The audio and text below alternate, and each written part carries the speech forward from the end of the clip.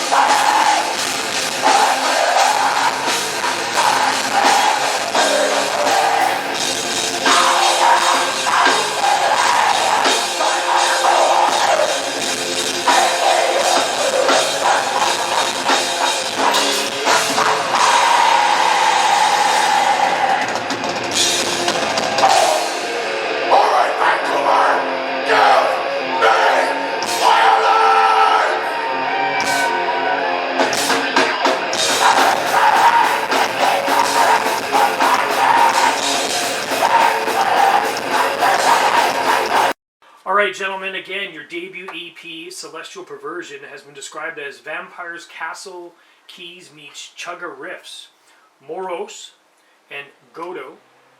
How do you balance that majestic symphonic atmosphere with the sheer brutality required for a Wacken audience or battle as well? I think it comes from being a student of many different styles of metal. We very much all care about crafting songs that fit a sound that is unique to us, but is definitely rooted in a physical, a set of boundaries, basically. I want to make sure that all these songs give a little bit to different types of metalheads. It's still black metal, but there are parts where you can headbang, you can beat each other up, and you can just sort of take in the cold embrace of the tremolo picking and the blast beats. He's dead perfectly. Yeah. Zog, your drumming is the engine of this chaos. In a 30-minute competition set where every second counts, how do you manage the physical toll of black metal of death while keeping the precision the judges are looking for? I practice. I spend a lot of time in our jam space making sure that the performance is going to be perfect, that I am as prepared as I need to be to make this performance as perfect as it needs to be. Nice. Now, Monongal, you've directed and edited the band's visual output, like, for example, Awaken, Idiot God. On stage, you're often masked or painted. How much of the Empalement identity is about anonymity versus expression? I would say it's both. It was very important to me from the inception of Empalement that we embrace that black metal idea of anonymity, and having the names we take on, or the personas we embrace once we become Empalement and step on stage. It's important for me to have that separation of, like, these are the entities performing the music of Empalement and just the guys behind the scene that craft it all. So I would say the anonymity is supremely built into the Empalement ethos, and I never want to break away from that and have an Empalement experience where people can view us as regular people, which obviously we are, just musicians outside of this, but when we are showcasing our art and something that means so much to us, Morrow says this often, every font matters, every single detail matters, every way that we are perceived matters. So I want to be able to control as much of that as we can. Awesome.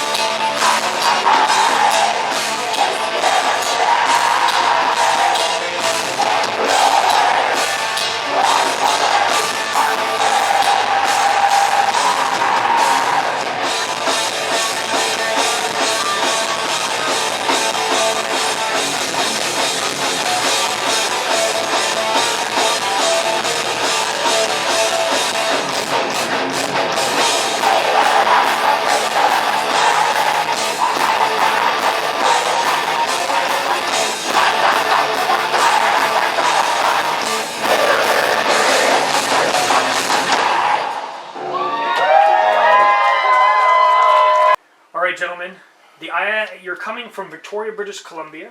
Does the isolation of being on Vancouver Island, away from the massive hubs like Toronto, Montreal, Vancouver, actually help preserve the purity of your sound?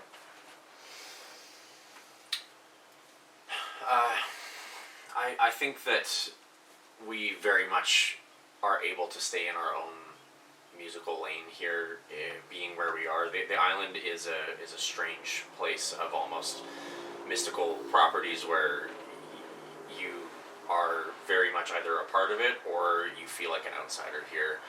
And I don't think we're particularly, because there's not a lot of the bands doing what we're doing, we're not particularly influenced by, or concerned rather, by what anyone else around us is doing. And I think that it also, because, on the flip side, because there's so much variety of music going on here, it kind of helps create a more unique sound. So I oftentimes hear when a band from Victoria plays farther away, people are a little bit shocked to see the strangeness and the singularity of the bands that come from here.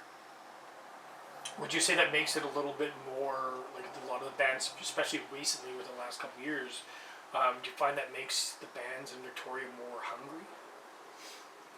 I think you need to be hungry in order to break away from the island. The music scene here is, just despite how small the cities are in comparison to, hubs like Vancouver, Toronto, there is a lot of music here. There are a lot of bands, there are a lot of incredible musicians, but in order to get off the island, in order to become known and to play shows at the island, you need to be able to rise above local band quality of sound. And I think that the island, like Moros was saying, is an interesting place in that it is somewhat isolated and creates this weird pressure cooker of musicians that are all very hungry.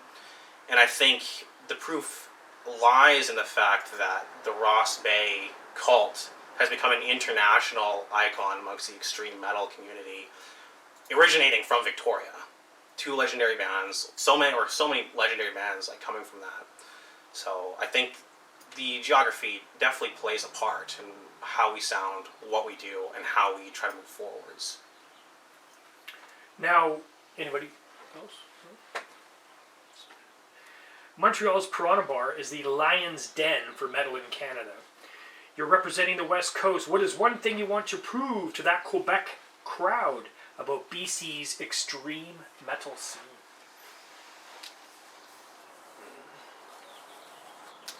I mean, that we can do it just as well, if not damn well better. Mm-hmm. Well said. Yes. Yep. I mean, Montreal is the hub of Canadian extreme metal, Canadian black metal.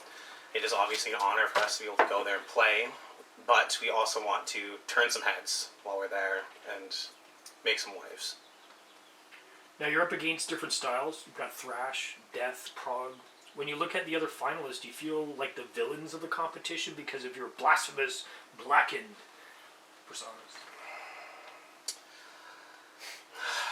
How kindly do we answer this question? This is the riddle. I feel there's nothing to worry about from our end here. We're nothing to fear. The other bands are either too old or not in line with anything that I feel should be played at Wacken. Yes, I think that's the key. What should be played at Wacken, incredible musicians, perhaps all of them, but metal deserving of Wacken open air and what it represents, or what it at least used to represent. I don't know. Now, this question was one of my favorites, and it's a real good one to and I know you guys all being musicians is really going to sink in, but only one band gets the slot at the 35th anniversary of Wacken Open Air in Germany. If you win, you're going to be playing on the same grounds as legends like Empalement and Dimmu Borgir. Which of those bands do you think Empalement is most spiritually aligned with? Between the two, or just legendary bands that have played at Wacken? Personally, I think that one of the greatest sets that was ever played at Wacken was Gorgoroth's 2008 set. Agree.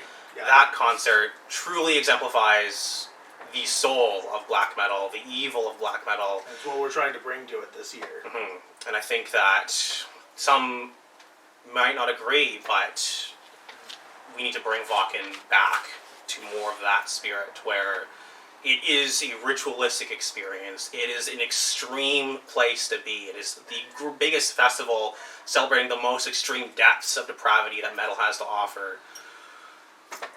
It's Wacken Metal Fest. It's not Wacken Rock Fest. It's not Wacken Pop Fest. It's Wacken Metal Fest. And that's what we aim to bring.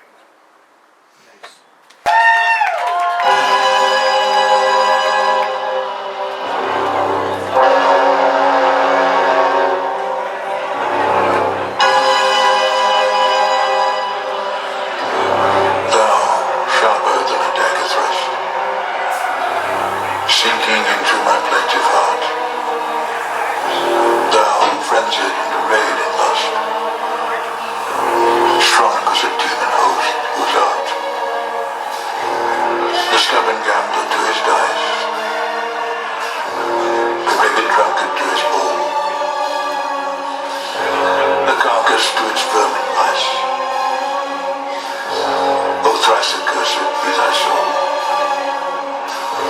But sword and poison in my need, scorn upon my craven mood, saying, unworthy to be freed from thy accursed sin, accursed spirit, accursed spirit. O fool, if through our efforts fade, absolve thee from thy sorry plight. Thy kisses will resuscitate the vampire's corpse for thy delight.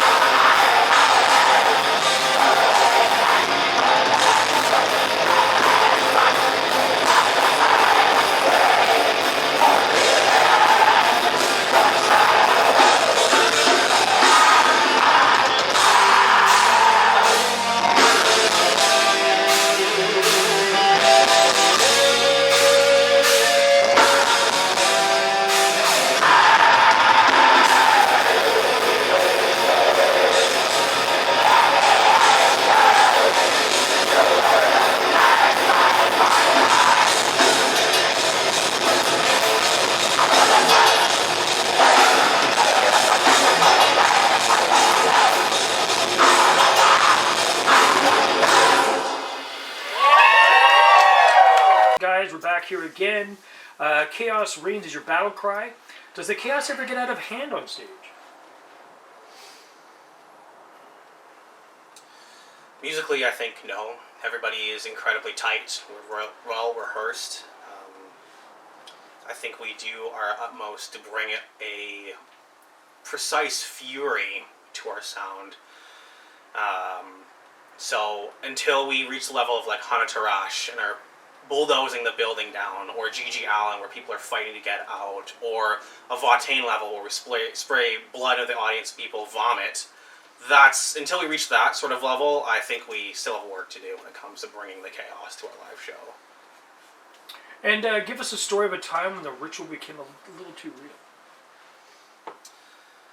Well, as both the vocalist and the lyricist for Empalement, all of the songs that I write are incredibly personal to myself, and especially our debut, Celestial Perversion, are full of songs that were taking very personal, very dark points in my life, and even rehearsing these songs, reading over the lyrics, let alone performing them on stage, I need to dissociate into the persona of Monongo just to be able to handle what I'm talking about.